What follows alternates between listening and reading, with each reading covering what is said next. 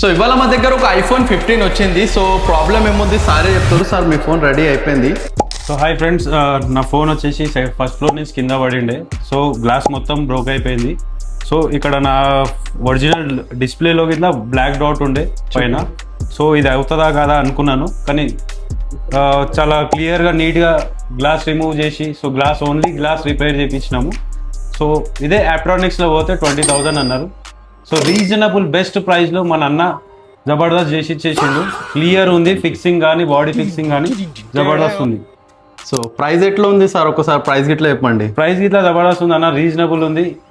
Near by గిట్లా ఒక 4-5 shop review తీసుకొని మళ్ళీ ఇక్కడికి వచ్చి తీసుకున్నాను.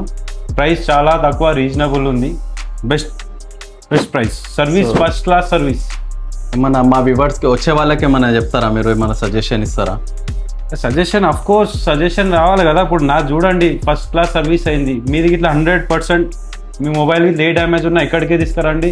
ఫుల్ మషినరీ ఎక్విప్మెంట్స్ ఉంది. ఒకసారి అన్న నువ్వు చూపి మషినరీ ఇట్లా చూపించేసుకో. మన కంటి ముందరనే సర్వీస్ చేసి ఇస్తారు, ఏ ఫ్రాడ్ ఉండదు.